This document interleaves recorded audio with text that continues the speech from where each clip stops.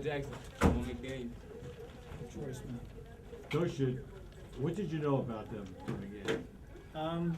We knew they were ranked statewide in Group 2 almost all year long. Saw them on Max Preps, saw their scores. They didn't put their player info, but had my coaches go out to see a few other games, and we tried to see what they did, and they were probably similar to what we do a lot of, so the kids were familiar with it. This is for the players. I just happened to be walking in when y'all got here and you first walked them across the floor. And we heard how a lot of y'all were talking. It's so big. I can't believe I'm here. I think you said the rims look short. And they're like, talk about what it felt like. You all didn't seem nervous at all. It was a great experience. Like, we was waiting for this all the time. Like, as soon as I walked in, I was amazed. Cause I've been to NBA games, but just being on the floor made me feel good. And I just was happy to be here, and I wanted to come out and win this game. Ty Melly, you seem to enjoy it because you were everywhere. You're making your outside shots, driving, whatever, defending. Why were you so relaxed and able to play great today? Because I know I got my teammates there to back me up, and I got a great coach. So when I got them on the floor, he yelling at us, telling us what we gotta do. You know, what we gotta do is execute, and it makes me feel relaxed. Jamal, I think in the beginning of the game, you guys went down a little early. You went on a spurt to get back in the game. I think you scored 5 points, had a big assist.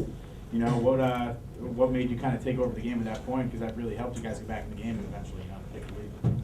Well, my team is help me through everything. So of course I'm gonna try and help my team out by taking this win, and I'm glad we did it. And they was behind me 100%.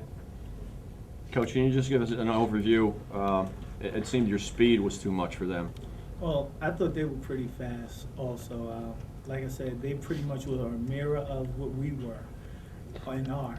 And, they have a lot of speed. I just think some of the conditioning that we did all year long seemed to pay dividends now. And although the kids moan and groan, about 3-2-3s, they seem to come in handy now. Did you have more players, more depth? There was a few more kids I was willing to put in. I have a senior, Corey Burns, who definitely can come in and give us a spark. And, he does little intangible things. And he, unfortunately, didn't play the last few games because these guys have been playing really well. And, I have to find time and places for him to get in and give these guys a blow here and there. And you know what, today these guys are raising their hand and being very unselfish, saying when they were tired because they knew how big the game was. Troy, Jersey City is proud of you guys. It just shows that there are more ball players than what people think. Talk about the legacy of this school and Lincoln High School basketball. Man, you got some great players that went to Lincoln. You have Coach Brown, that used to coach at Jersey City State, Leonardo Webster, Harry Laurie. Those guys all, are good, solid players that came from, and actually great players, and Hall of Famers and I think at some college ranks, so, the kids don't know anything about them.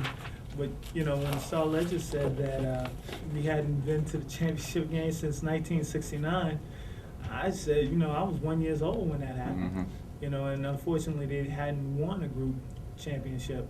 And so these kids wanted to go out there and they wanted to make sure they came home with something. All year long, they've been pushing hard. Unfortunately, they didn't get a chance to show at the county level, but I told them sometimes things happen for a reason. And that, maybe you need to just put it all together and see what you can do at the state level. From a bigger picture, this question's for the players. For all that goes on, how important is this for you guys to bring this back to Lincoln, to Jersey City, as a public school basketball champ out of Jersey City right now? Very important. A lot of people was on our side and a lot of people wasn't. So bring it back shows that we did it. There's nothing nobody can say that we did it. That's it.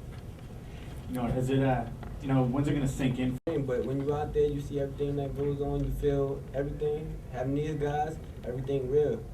For the players, do you guys ever feel overshadowed by St. Anthony being in the same city? No, they do their stuff, we do ours. That's what it is. And some people look at us, some people look at them. All that we think it is they got fans that support them, we got fans that support us. That's it. Coach, the big thing is this.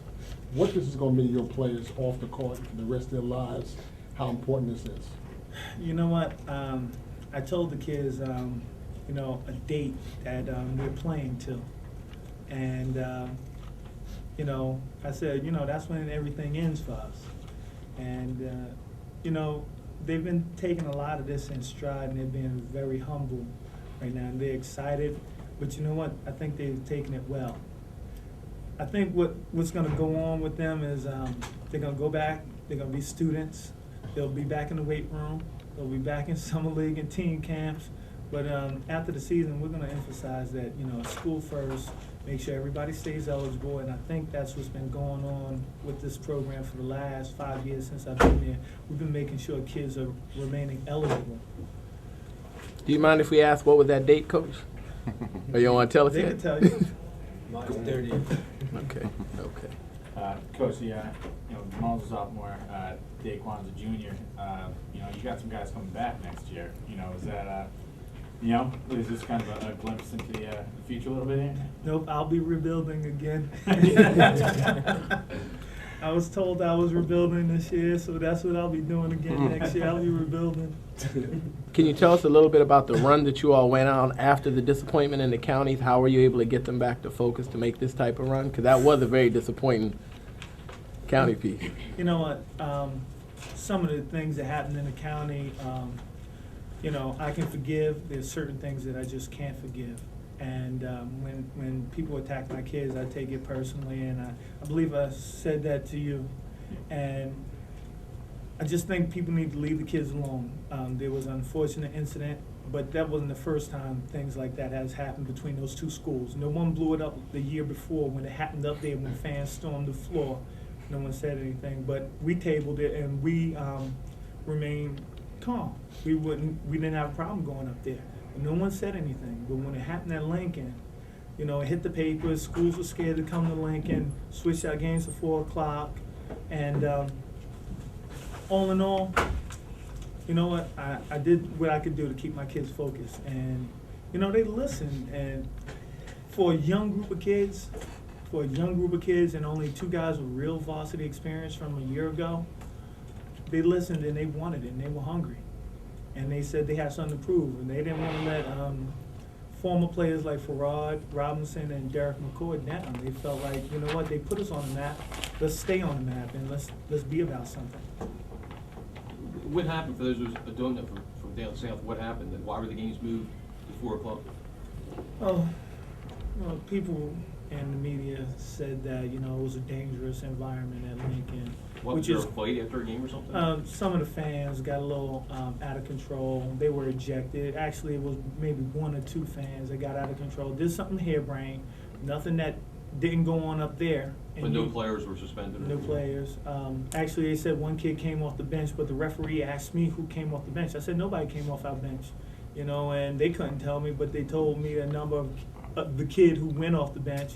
And I said, well, on tape, I could see 1 of their kids or 2 of their kids off the bench, but nobody from their team. So, you know, but that's, to me, that's water under the bridge. You know, I don't like to rehash those things because ultimately, you know, when you have a county, you're going to have bickering inside your county. I don't dislike any of those guys. I just personally don't think they should target Lincoln. Lincoln should not be targeted. And we've gone places where they were throwing M&M peanuts at our kids. And we've gone places where they came on a court during an overtime game. When they hit a shot, they ran on the court, fans running on courts, get my kids together. But none of that's ever brought out. And you know what? I love a lot of the guys in the county. There's a lot of good coaches in the county. I respect a lot of them. There's just certain things that I just don't want to see ever happen again. You know what? I don't condone a fan running on the court, even at our place.